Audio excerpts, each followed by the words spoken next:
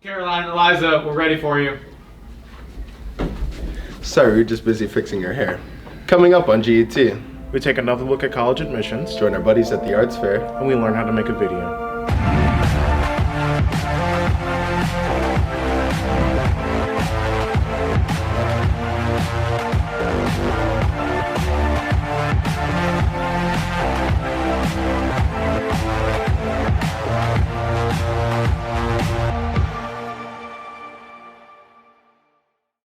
Hey Eliza, do you ever feel like CHS students show up to the arts fair just for volunteer hours? What? No, look how much fun they're having.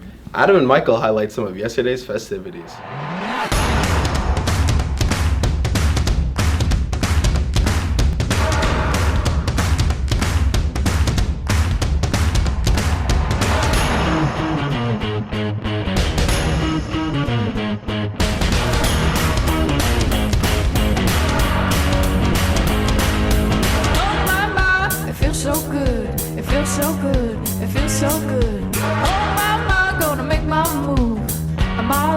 Got nothing to lose. Oh my, gonna shake it off. It ain't no thing, it ain't no thing. Oh my, doing what I want. Gonna do my thing, do my thing.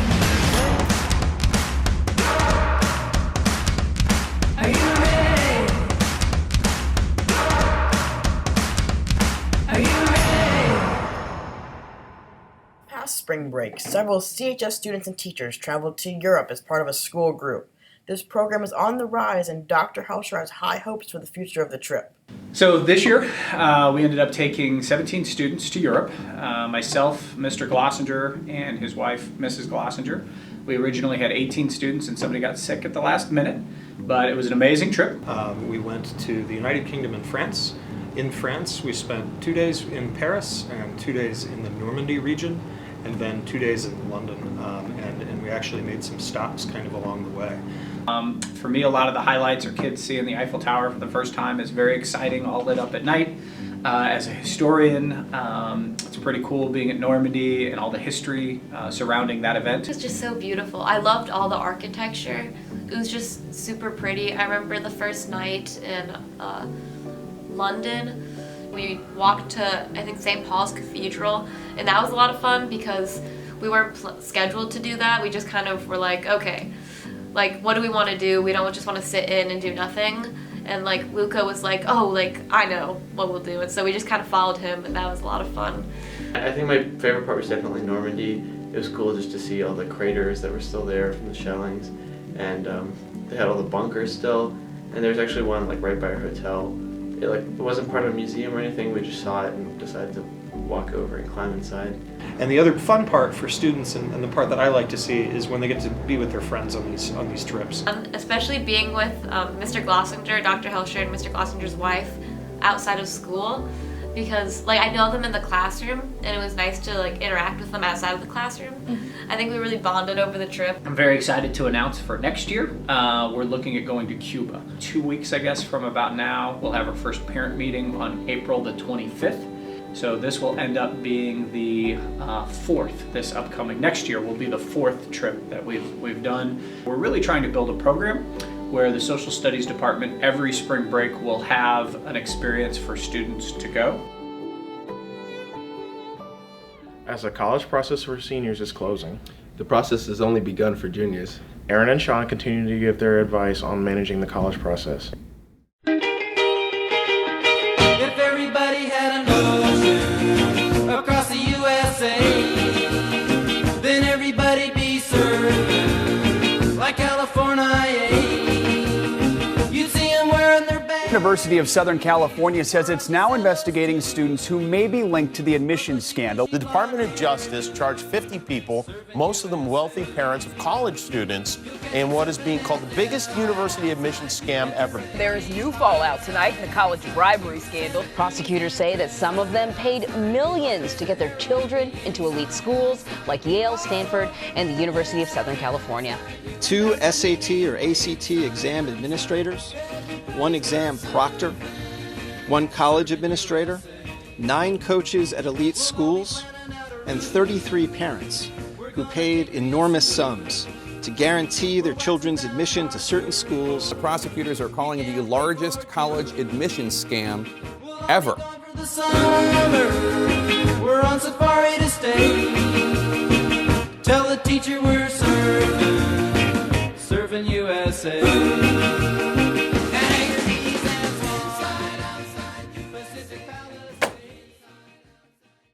Holy calamity, scream insanity! All you ever gonna be's another great fan of me.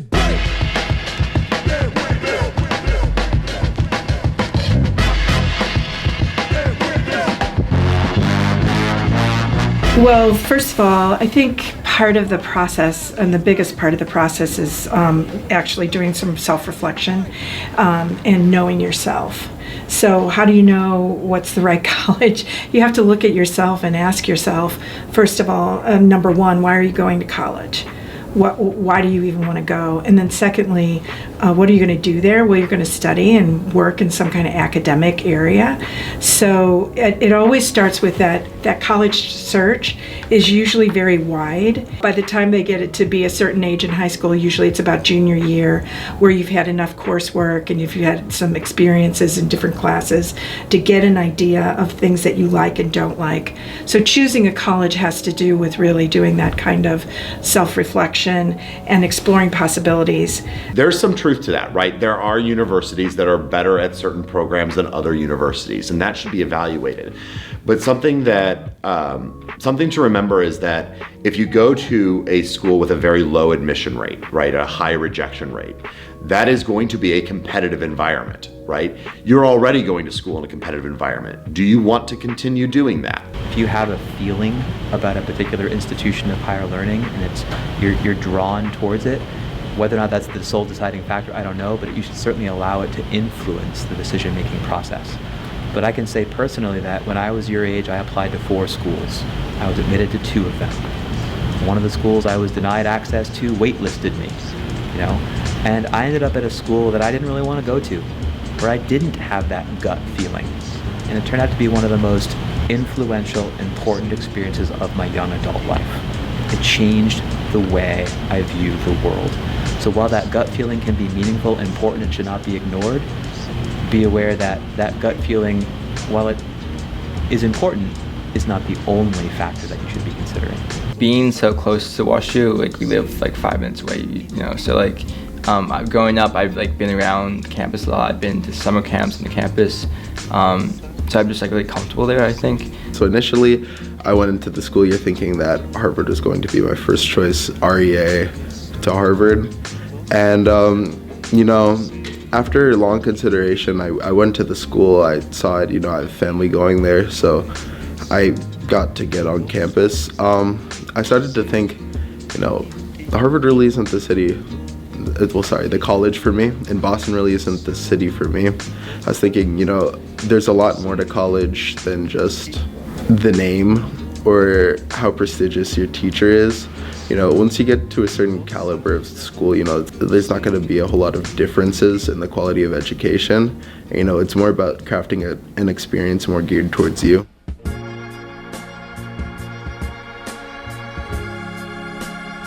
There are still plenty of options available to you as long as you put yourself out there and apply and look for them. And it will help you focus where your priorities are in life at a time when it's not easy to do that, right? When you're 17, 18, 19 years old, it's not necessarily easy to see where do I want my life to go. But this is that first step to that process. But that being said, you shouldn't spend your whole career doing just one thing in high school. Part of high school is, trying new things. Like I did Globe, and I had never done anything like that before, and it was a fun experience. I didn't really use it as much in my application, but I don't think that you should build your whole high school experience around what you're going to make your application like. I really tried to hone in on my extracurriculars, through my application and my stuff I've done with the Globe and with robotics, and I guess those were the main 2 things I focused on with my essays, and I tried to build myself a profile based around what I'm really passionate about outside of school. Or thinking about who you are as a person, who you are becoming, and then in the college process, when you actually end up picking some schools and applying to them, the actual application will ask you questions. They're going to ask what activities have you been involved in. They're actually going to ask you to write an essay about things that are most important to you and give us your story. So being able to take some steps back and look at the things that you have done in the last couple of years, and being able to put that into words and into thoughts when you're actually meeting with reps from particular institutions, and being able to talk about yourself. All of those things are sort of pulled together in an application.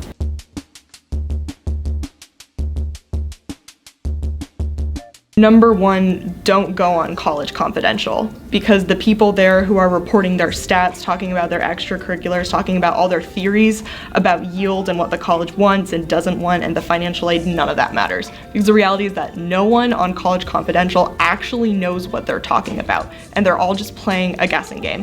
I fell into that trap for a lot of the schools that came out for me at first, and it just made things worse. It made my anxiety worse. I wouldn't be able to focus in class, which is, why you're in school in the first place anyway. So just don't go on College Confidential. On the other hand, I think it's really important that you don't just build a list of those types of schools. I really do believe that it doesn't matter where you go. It's what you make of your experiences, and you also allow room for growth. So it's a hazard to get into that comparison game, that competition, and that stress, because you can also wear yourself out. If you are, not literally, hopefully, but figuratively killing yourself to put yourself into a position where you can somehow game that system, the question that I would ask you is, at what cost? Sleep? Stress? Friends? Work opportunities? Fun? You're teenagers, for the love of dog. You're too young to act like adults. I don't know how much of school I'm going to attend, but I'm going to go in and talk to my deans and everyone and hope that I can try and balance it all. But I do want the experience of like game days, partying.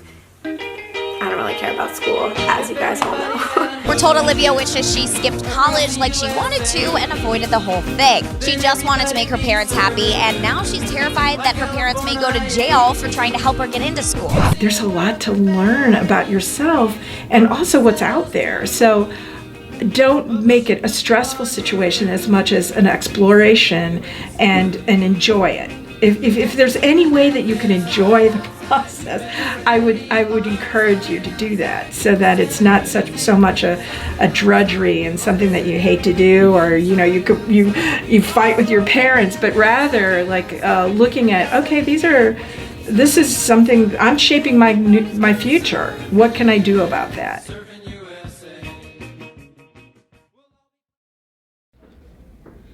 Carolyn, we've been anchoring for a while now, and have you ever wondered how to make a video? I mean, I guess. Federico, Max, and Ben scoop us.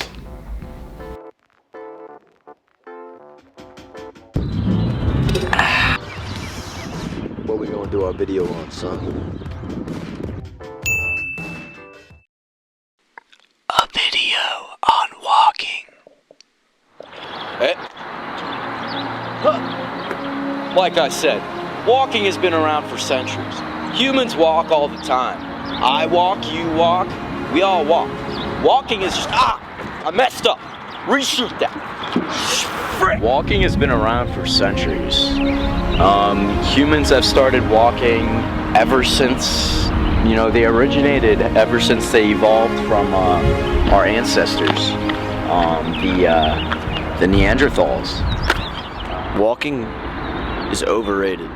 Dude, our whole video's on walking. What do you expect us to do at this point? We're running out of ideas. So whack, bro. Parkour video, bro. Parkour video. Think we should do that? Yeah. A video on parkour.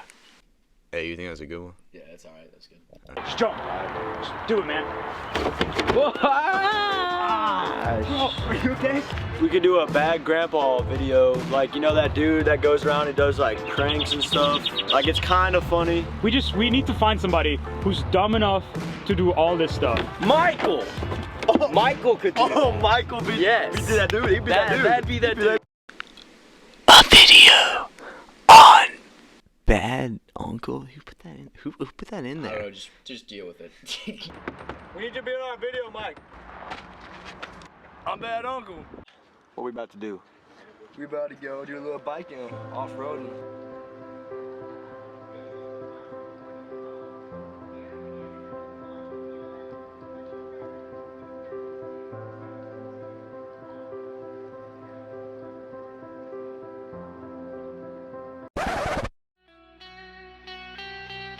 I'm Bad Uncle.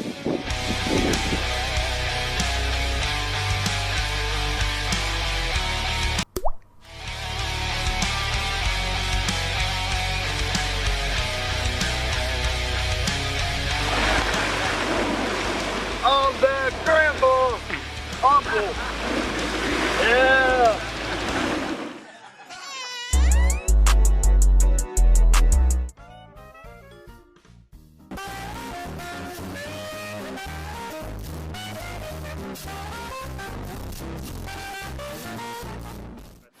I'm here with Michael Bernard. What did you think of what just happened? All right, I think that's a wrap, boys. Looks good. We're done. Looks I think good. we're done. All right. Let's go, man. Hey, Up top. bring it here. Let's go, Max. Good work, team. Chilling. Hey, Sean. Yo, chill out with the light, bro. Shawnee, can I go on GT, you think, tomorrow? Maybe. Maybe. I don't know. Thanks for watching, CHS. This has been GET, a production of the Greyhound News Network. I'm Eliza. And I'm Caroline. Stay funky, CHS.